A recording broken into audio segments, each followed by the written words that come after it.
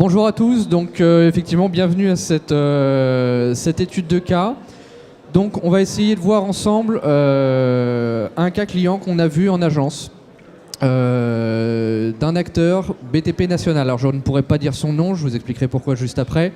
Sur lequel effectivement on avait un gros retard SEO. Un gros retard SEO c'est quoi? C'est-à-dire qu'ils se sont rendus compte à peu près au mois de janvier 2018 que le SEO c'était peut-être important. Et quand on est un acteur national, ça commence à devenir embêtant. Donc je me présente rapidement, je suis Sylvain Vidal, je travaille à l'agence SEO.fr depuis 9 ans maintenant. On vient de fêter les 20 ans de l'agence la semaine dernière, donc on est très content. Je m'occupe de la partie data analyst, c'est-à-dire analyser les traffic analytics pour justement essayer de retrouver des informations pour améliorer la conversion, pour améliorer les infos et redonner des datas au SEO pour qu'ils puissent justement améliorer le taux de conversion et les positions sur les mots-clés importants. Et j'ai également la double casquette de formateur. Donc c'est moi qui fais les formations SEO, référencement naturel, SEA et Google Analytics. Je vais co-présenter avec Julien, je te laisse te présenter. Alors déjà, merci Sylvain, il y a marqué associé fondateur, ce n'est pas le cas, j'aurais bien voulu, mais en fait moi j'ai une casquette plus de business développeur et facilitateur chez Rocket Links.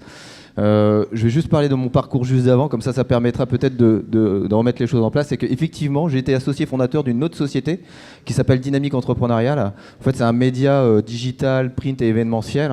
On s'adressait exclusivement aux dirigeants d'entreprises TPE, PME. Donc effectivement, moi j'ai une casquette plutôt marketing, développeur. Et effectivement, moi j'avais aussi un objectif, c'est de faire monter un site en puissance. Donc partir de zéro jusqu'à l'amener, à l'époque on est arrivé jusqu'à 400 000 visiteurs. Donc évidemment, j'ai eu la chance aussi d'avoir des formations sur Google Analytics et tout ce qui est référencement naturel, parce que j'avais pas les compétences. Et ce qui m'a amené au final à la fin de travailler chez Rocket Links. Donc faites attention, hein, je ne suis pas l'associé fondateur. D'ailleurs, on a la chance parce que Guillaume, qui est l'un des fondateurs, est présent. Il est au fond de la salle. Et j'expliquerai peut-être un peu plus tard qui on est. Mais voilà, en tout cas, j'ai plutôt eu un parcours entrepreneurial dans les médias, avec vraiment ce côté vouloir, à travers des acteurs qui existaient depuis longtemps, monter d'un site de A à Z et de le faire grimper jusqu'à arriver effectivement à 400 000 visiteurs par mois. Donc avec cette volonté d'être exclusivement sur du référencement naturel. Donc vraiment faire monter un site de façon à produire du contenu, travailler sur certaines thématiques, travailler sur les mots-clés. Donc voilà un petit peu mon parcours. Mais je vais laisser, parce qu'aujourd'hui on est vraiment dans une étude de cas, donc laisser la parole à Sylvain qui va expliquer un petit peu effectivement la thématique de rattraper son retard en SEO lorsqu'on est un acteur national. Le pauvre, je lui ai laissé quasiment toute la place pour qu'il puisse vous en parler et je vais le laisser du coup lancer la conférence sur le sujet. Donc, ce qui se passe très souvent dans les grandes entreprises, on l'a vu un peu avec SNCF, c'est qu'effectivement, il y a très souvent une méconnaissance Internet. Et dans le cas présent, les budgets étaient décidés depuis les 10 dernières années, 15 dernières années, par un board de directeurs qui ne connaissaient absolument pas le digital. Et c'est très souvent à cause de ces choses-là qu'on se retrouve avec des sites très anciens, qui ne sont pas mis à jour, qui ne sont pas mis en avant, avec lesquels on ne peut avoir aucun contenu et aucun budget SEO. Je ne sais pas où est Nicolas de SNCF dans la salle. Tu nous as dit par exemple que tu ne faisais pas de backlinks sur ton site. Alors ça me choque un peu, mais c'est pas grave. C'est parce que tu n'as pas le budget ou c'est parce que tu n'as pas forcément le besoin? Les deux. Mais si tu avais effectivement le budget, si effectivement le board demain se disait on fait peut-être pas deux pubs télé, on fait 2 pubs télé en moins et on remet le budget dans les backlinks, tu pourrais peut-être effectivement t'acheter des backlinks de qualité avec vraiment un trust flow très important et pouvoir booster les pages qui t'intéressent. Et malheureusement, c'est ce cas-là qui s'est trouvé dans cet acteur-là. Donc avec un site qui a été lancé pour le principe et qui n'a jamais été poussé en SEO. Donc une digitalisation tardive et manifestement un retard parce que jamais personne ne s'est occupé de ce site internet-là. Je ne pourrais pas vous donner son nom parce que je présente cette conférence avec Rocket Links, et là on va parler un peu d'achat de liens. Donc s'il y a des gens de Google dans la salle, j'ai pas envie qu'ils connaissent le nom de mon client qui achète des liens parce que c'est toujours un peu borderline. Donc voilà, c'est pas contre le client, c'est pas contre personne, mais effectivement, il y a aussi une question de confidentialité par rapport à tout ça.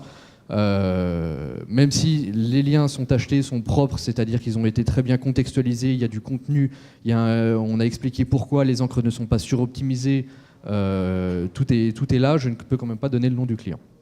Très rapidement, on va commencer un peu par l'audit initial qu'on a fait au niveau de ce client-là. Le but, c'est pas forcément, je lui dis de rentrer dans le technique, c'est de vous montrer un peu d'où on partait et d'où on est arrivé aujourd'hui, 10 mois après. Au niveau des indicateurs, assez rapidement, au niveau de la vitesse, au niveau de la navigation interne sur le site et au niveau de l'hébergement et au niveau du social, on était très bon. Ça veut dire quoi? Ça veut dire que le site a été bien conçu. Il a été conçu avec des pratiques SEO-friendly. Il a été conçu par des gens qui savaient à peu près de quoi ils parlaient, qui se sont occupés d'avoir un site rapide, comme on l'a vu avec SNCF. À un moment, le board s'est dit il me faut un site qui est rapide. Ok, on a pris un bon serveur, mais c'est pas forcément, ça n'a pas été pensé pour le SEO. Donc là, on est finalement arrivé sur un site qui était propre, mais qui manquait de contenu, qui manquait de meta title, méta description, et avec un netlinking inexistant. Et c'est ça vraiment la force du SEO, c'est-à-dire d'essayer de pousser là où ça nous intéresse. Donc, qu'est-ce qu'on a fait pour ce site-là? Qu'est-ce qui a été mis en place? Qu'est-ce qu'on a pensé mettre en avant pour ce site-là? Assez rapidement, donc sur le on-site, on a fait un travail de balises méta. C'est vraiment la base du SEO, on est obligé d'en revenir à ça, mais il y a encore aujourd'hui des sites internet qui ont des balises title qui ne fonctionnent pas. Et n'oublions pas que la balise title, comme la balise méta description, s'affiche dans la SERP. Et si aujourd'hui vous êtes en première page mais que vous n'arrivez pas à monter, pensez bien qu'une bonne balise méta description, une bonne balise title, peuvent vous aider à gagner les quelques positions restantes pour améliorer justement le CTR sur votre résultat. Donc 170 balises, ça veut dire 170 pages du site internet, un nombre de mots-clés normalement correspondants sur lesquels on voudrait se placer et réécrire ces pages-là pour justement essayer d'améliorer la position sur ces pages-là. 245 balises Metadesk parce qu'elles n'étaient pas remplies ou mal remplies avec un robot, ce qui n'est pas forcément très intéressant parce que ça ne donne pas envie de cliquer. Et si la balise métadescription n'est pas utilisée par Google, autant la mettre à la poubelle. 860 erreurs 404, alors effectivement, plus on est un gros acteur, plus on va générer des pages rapidement et plus on risque de faire des erreurs. 860 erreurs 404, imaginez-vous en tant qu'utilisateur, c'est complètement, c'est impossible de passer sur un site qui va vous proposer autant d'erreurs 404.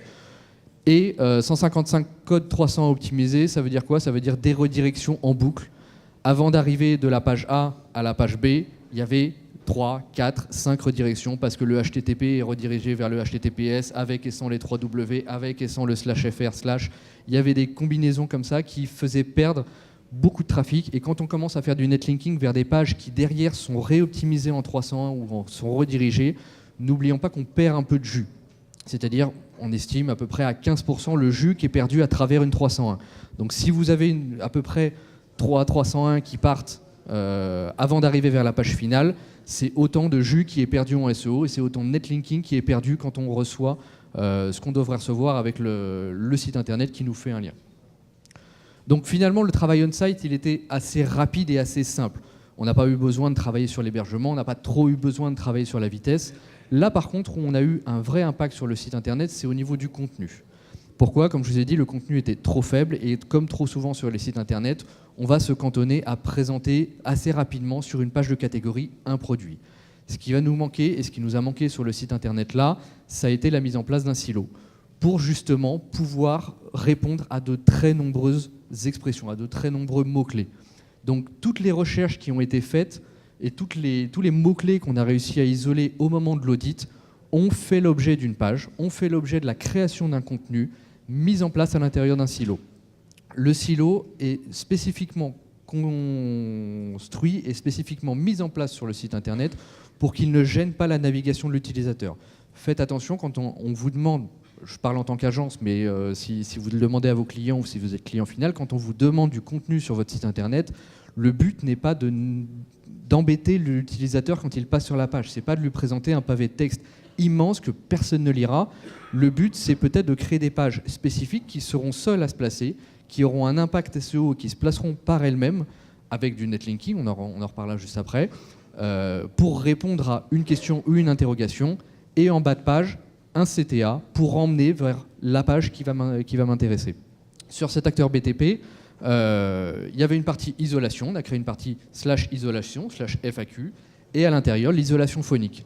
Le but de cette page-là, c'est d'écrire toutes les questions qu'on peut se poser au niveau de l'isolation phonique. Comment ça se passe, à quel moment, combien de temps ça dure, est-ce que le matériel est imputrescible, est-ce que je peux le mettre dans mes murs, est-ce que ça fonctionne, à partir de quel décibel, quelle épaisseur, toutes les questions qu'on peut se poser à partir de là, pour justement essayer de se placer sur toutes les expressions des questions que se posent les utilisateurs à ce moment-là.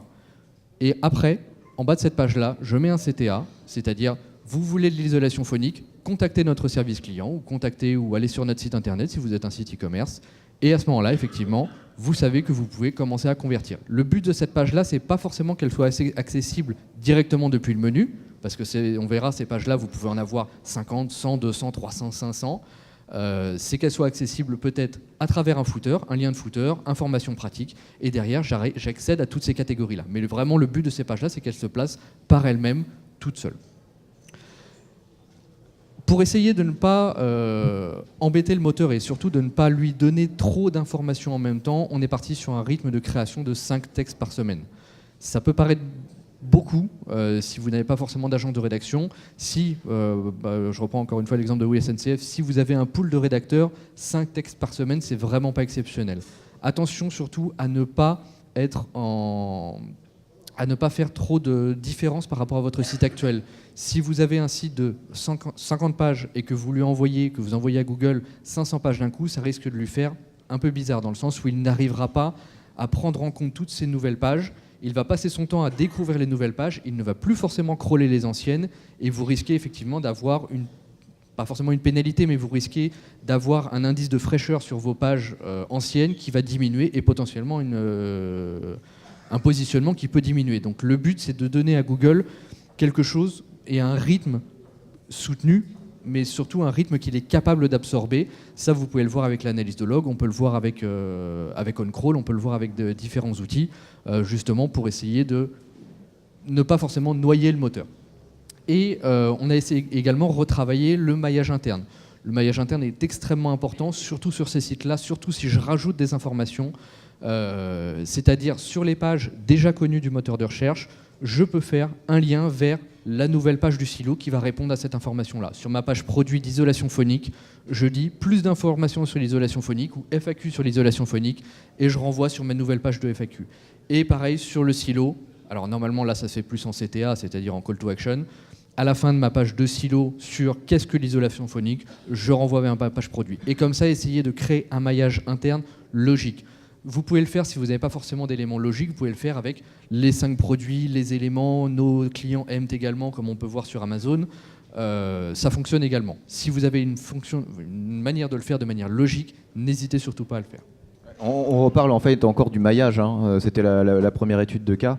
Voilà, il vous pousse encore une fois, on voit l'importance du maillage interne sur un site, l'importance effectivement d'aller cibler des pages précises ou en profondeur pour essayer de réduire, on va dire, la profondeur des pages. Et ça, effectivement, ça reste très important.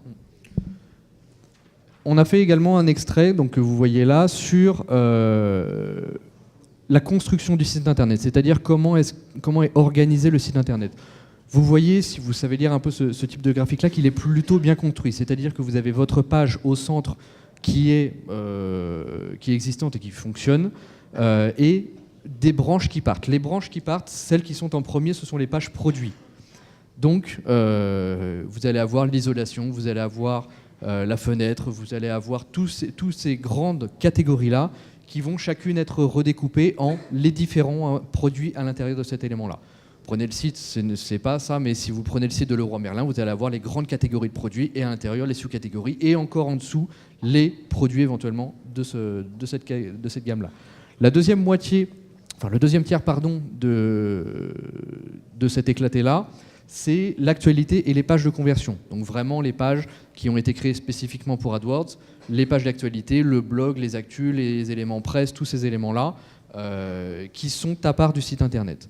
Et si vous regardez tout en bas, vous avez quasiment un autre site qui fonctionne par lui-même, et c'est ça que nous on va appeler le silo. Donc c'est-à-dire toute cette partie-là qui commence à partir d'ici, qui est liée seule à partir de la page d'accueil et qui, elle, va comprendre toutes les pages internes, toutes les sous-pages qui sont là juste pour créer du contenu, juste pour ramener des utilisateurs, se placer elles-mêmes sur les mots-clés qu'on aura définis pour elles et derrière me ramener de la conversion. Donc c'est ça le silo qu'on pourra créer, qu'on a créé pour ce client-là. Cet éclaté, il est disponible sur... Enfin, cette fonction-là, de créer un éclaté comme ça, est disponible sur Screaming Frog depuis environ la semaine dernière. Donc c'est une fonctionnalité qui est assez sympa pour justement que vous puissiez voir votre site internet de cette façon-là assez rapidement.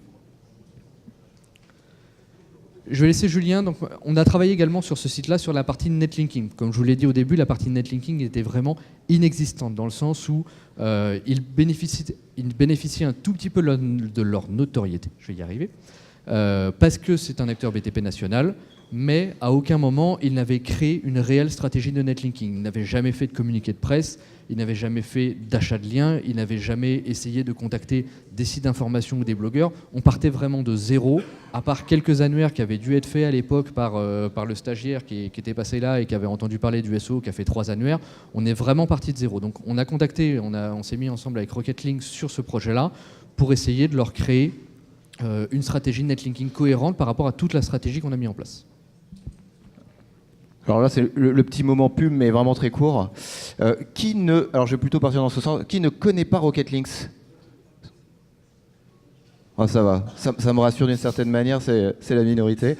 Alors en 2-3 mots, Rocket Links, c'est une plateforme de mise en relation entre éditeurs et annonceurs dans l'achat et la vente d'articles sponsorisés. En sachant que voilà, on existe depuis 2010, on a à peu près environ 17 000 blogs et éditeurs, dont environ 200 sites premium. Alors quand je parle de premium, c'est vraiment des sites qui font déjà quelques millions de visiteurs, qui sont connus et reconnus dans leur domaine d'activité. On a un peu plus de 4000 annonceurs et en moyenne, on a environ entre 350 et 500 nouveaux éditeurs tous les mois. Ça varie selon... Alors quand on parle de médias, alors ça va être de tout, ça va être du petit blogueur à l'éditeur moyen, enfin il y a vraiment de tout. Notre objectif premier au final, c'est d'avoir un énorme catalogue et avoir un choix tellement vaste que chacun va pouvoir choisir par rapport à ses critères SEO le site qui correspond à ses besoins pour faire justement de l'achat d'articles sponsorisés. Donc au final, on peut avoir un site effectivement qui fait 100 visiteurs comme un site qui fait 10 millions, voire 15 millions de visiteurs. Donc on a vraiment tout.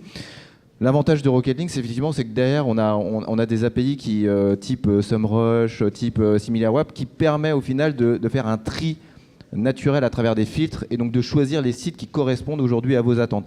Alors les gens me disent toujours, mais c'est quoi le prix moyen ? Franchement, on peut avoir du site qui coûte 10 € au site qui coûte 5 000 €. Donc c'est vraiment très très vaste. Ce que je voulais aussi dire, c'est qu'on n'est pas là pour remplacer aujourd'hui. Nous, chez Rocket Link, on n'est pas des experts en SEO, on n'est pas des agences, on ne remplace pas les agences. Au contraire, on est vraiment un outil qui les aide à accomplir des recherches plus rapides, parce qu'effectivement, la partie netlinking, c'est qu'une petite partie au final du référencement naturel. Le SEO, il y a tellement de choses à faire déjà, effectivement, en termes de maillage, de technique. La partie netlinking, c'est qu'une petite partie. Donc du coup, nous en tout cas, on n'est pas là pour remplacer les agences et au contraire, on travaille beaucoup avec les agences ou avec les experts et en tout cas, c'est ce que je voulais dire. Maintenant, justement, je pense que c'est Sylvain qui va expliquer un petit peu comment, grâce à Rocket Links, en tout cas pas que grâce à Rocket Links, mais en tout cas nous, on est là vraiment comme plateforme et ça c'est vraiment quelque chose sur lequel j'insiste beaucoup. Et en tout cas, si effectivement vous avez des besoins sur le sujet d'articles sponsorisés, sur des sites quels qu'ils soient, en tout cas moi je suis là pour vous accompagner. Donc on a un stand, donc n'hésitez pas à venir me voir. Mais je vais laisser, comme j'ai dit, je voulais faire une petite courte présentation et je vais laisser Sylvain continuer dans sa présentation. Vas-y Sylvain, je vous en prie. Alors, il est modeste, mais c'est vrai que le netlinking, c'est un peu plus qu'une petite partie. Ceux qui font du SEO depuis quelques années savent que si on ne fait pas de netlinking, on peut passer des semaines à rajouter du contenu sur son site sans rien faire. Donc, c'est là où je voulais juste préciser un peu son point, c'est surtout que le netlinking, aujourd'hui, c'est professionnalisé.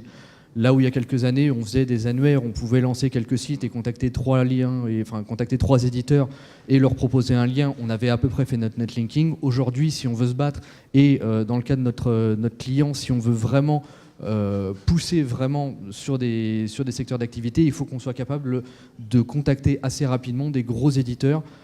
Et c'est là où effectivement des plateformes comme Rocketlink nous permettent de nous mettre en relation sans forcément que nous, en agence, on ait à chercher ce type de contact-là toute la journée. Donc le netlinking sur ce site-là a été fait en 4 grands points, vers 4 grandes pages. Premièrement, la homepage. Toujours important d'avoir des liens vers sa homepage, mais pas que. Surtout très important d'envoyer des liens vers des pages profondes. On a refait un peu le lien vers les pages produits. Le but, c'est quand même qu'elles rankent bien et que, à travers le maillage qu'elles vont recevoir depuis le silo et le maillage qu'elles vont recevoir depuis le reste du site, ce soit quand même elles qui vont convertir, donc ce soit elles qui se placent bien.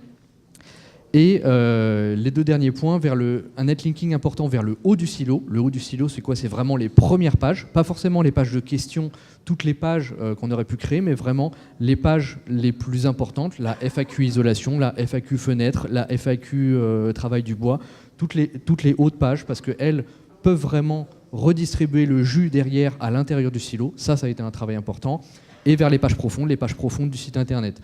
Je ne voulais pas forcément expliquer, mais beaucoup d'éléments qui partaient depuis l'éclaté que vous avez vu tout à l'heure, envoyés vers des pages des pages avec des Google Maps, vraiment des pages locales avec les magasins de l'enseigne. Donc là, il est aussi important des fois d'envoyer des liens vers ces pages-là, parce que le magasin à Paris doit ressortir sur Google Maps, et si on veut que cette page-là soit importante, je peux envoyer des liens directement vers cette page profonde, et ça peut devenir vite intéressant. En résumé, pour continuer, ce client-là avait un budget de 1100 € par mois.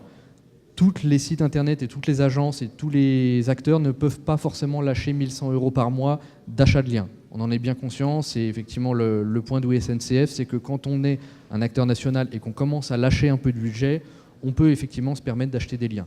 Mais si on veut acheter des liens sur La Tribune, sur Futuration, sur Système-D, qui sont des gros acteurs et qui vont vous demander quelques centaines, voire milliers d'euros du lien, il faut aussi être capable de l'accepter. Donc ça a été l'avantage de ce client-là, c'est qu'il a été capable de nous dire, voilà, pour 1100 € par mois, je veux acheter du lien chez vous, en partenariat avec Rocketlink, en partenariat avec des éditeurs qu'on connaît, pour justement vraiment booster sur mon site internet des plateformes qui me concernent. Pourquoi Futura Science? Parce que le BTP est en révolution depuis quelques années avec toutes les techniques écolo. Futura Science est capable de me faire un article là-dessus. Pourquoi Système-D, Maison Brico, le journal de la maison? Parce que je suis un site de bricolage. Bricolage et BTP. Donc je suis capable de parler à ces gens-là. Et pourquoi ces sites-là? Parce qu'ils sont contextualisés. Toujours très important, quand on fait du netlinking, on contextualise et on thématise. Je contextualise avec du contenu, en expliquant pourquoi est-ce que mon produit est en rapport avec votre lectorat, visitorat. Et je thématise, je ne vais pas aller me mettre sur un site qui n'a rien à voir, je ne vais pas aller me mettre sur Elle, je ne vais pas aller me mettre sur un site de jardinage si je n'en propose pas moi-même. À la fin de l'année, même on dit, moi j'ai mis 1 an, mais j'ai été un peu ambitieux, on est déjà à plus 300 nouveaux domaines. Donc le but, c'est de contacter vraiment que des sites internet intéressants pour moi. Je peux me permettre d'avoir des sites de moindre qualité, mais vraiment essayer d'avoir une stratégie qui va me permettre de gagner des gros sites internet. 10 mois après, on en est où? 10 mois après, donc nous on a commencé à peu près au mois de janvier 2018. Donc 10 mois après, il y a eu une grosse progression du site internet. Elle est due en très grande partie à la mise en place du silo. C'est-à-dire que du moment où Google a compris que sur ce site internet-là, j'avais rajouté du contenu, j'avais rajouté des pages et je parlais à mes utilisateurs, comment est-ce que je pose une isolation phonique, comment est-ce que je fais pour travailler tel élément de bois, comment est-ce que je fais pour faire ces éléments-là, il a compris effectivement, ça c'était des pages qui pouvaient se placer et ça c'était des pages sur lesquelles je pouvais avoir un intérêt et donc envoyer du trafic vers mon site internet. On a réussi à passer cet acteur Je parle juste en SEO, hein. Je ne parle pas en chiffre d'affaires ou en notoriété, ça c'est des éléments qu'on ne maîtrise pas malheureusement. Du 7e acteur national, c'est-à-dire sur un panel de mots-clés qu'on a déterminé avec le client sur les mots-clés les plus importants de ce secteur d'activité, de 7e acteur national à 3e acteur national. Il reste encore du boulot, il évolue un peu dans le même secteur que Leroy Merlin dont on vous a parlé tout à l'heure, qui est un monstre absolu du secteur, qui va être pas facilement détrônable, mais en tout cas on va s'amuser. Mais en tout cas, c'est déjà une belle remontée pour ce client-là.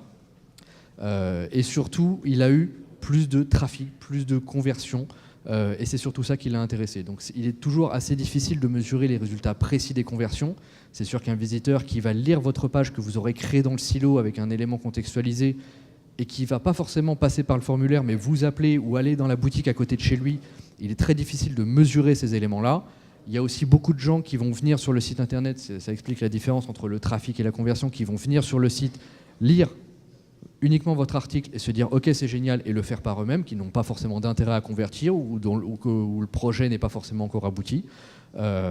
Mais en l'occurrence, ce client-là a déjà au moins pu, ça on le sait et ça a été mesuré, augmenter de 400 le nombre de formulaires qualifiés qu'il a eu en 10 mois. C'est-à-dire 40 nouveaux formulaires par mois, et pour ce client-là, c'était un élément assez important.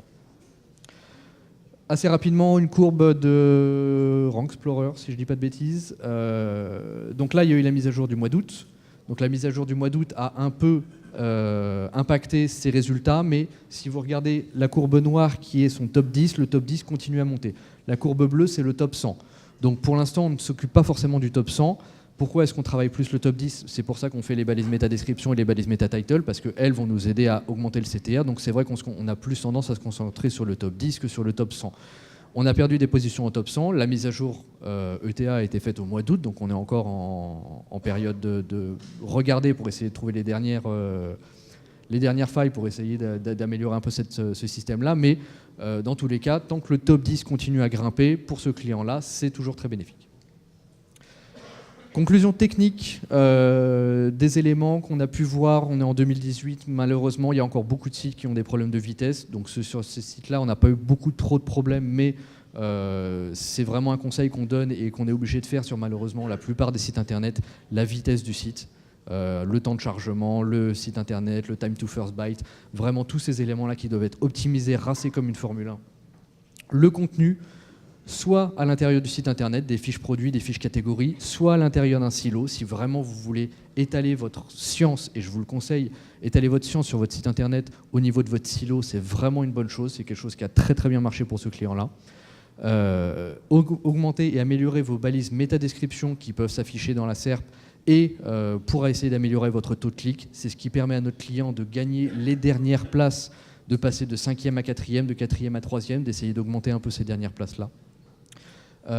Et avec tout ça, une stratégie de netlinking cohérente qui envoie vers les vraies pages, les pages qui sont importantes pour moi, les pages du haut du silo, la home page, des pages profondes, des pages produits, pour justement faire quelque chose de cohérent autour de tout ça et essayer d'améliorer vraiment la position de mon site. Conclusion stratégique, ce qu'on a fait avec ce client-là, il n'y a pas de fatalité. On l'a vu tout à l'heure, hein, il est toujours possible de détrôner des gros sites en SEO, il n'y a absolument pas de fatalité. La seule chose qu'il faut faire et la seule chose où il faut être bien conscient, que vous soyez en agence, chez l'annonceur ou indépendant ou n'importe, c'est surtout qu'il va falloir effectivement au bout d'un moment mettre les bouchées doubles. Parce que si SNCF a une blindée de techos, qu'ils ont une agence qui leur crée du contenu, qu'ils ont demain le budget pour faire des liens, pour rattraper ces gens-là, il va vraiment falloir mettre les bouchées doubles. Donc il faut vraiment... Il n'y a pas de fatalité, mais il ne faut surtout pas non plus se précipiter. Il ne faut pas rajouter un contenu interminable, il faut le faire de manière correcte et intéressante. Il ne faut pas noyer le moteur de recherche sous 10 000 nouvelles pages par jour s'il n'est pas capable de les mettre, comme on l'a vu dans la première conf. Hein. Ça ne sert à rien d'avoir des annonces d'offres d'emploi si j'en fais crawler que 16% et d'avoir des milliers de pages par jour. Il faut vraiment le faire tout ça de manière cohérente pour que ça soit intéressant. Et le dernier point pour ce client-là, ça nous a permis aussi d'orienter les budgets. C'est-à-dire de dire l'an prochain, on va pouvoir se permettre peut-être d'augmenter le budget lien, parce que cette année, on a utilisé une grosse partie du contenu, une grosse partie du budget pour améliorer les contenus. Cette année, on va peut-être se permettre d'augmenter le nombre de liens. Et comme ça, on va pouvoir d'année en année driver les budgets vers les parties les plus importantes. Si demain, ils font une refonte, on va être obligé de les accompagner pendant des semaines à leur refonte pour que justement leur nouveau site soit racé en SEO. Et à ce moment-là, on va être obligé d'année en année d'orienter les budgets, d'augmenter pour essayer d'augmenter vraiment leur visibilité. J'ouvre la partie questions. Oui, Si- on est pile dans le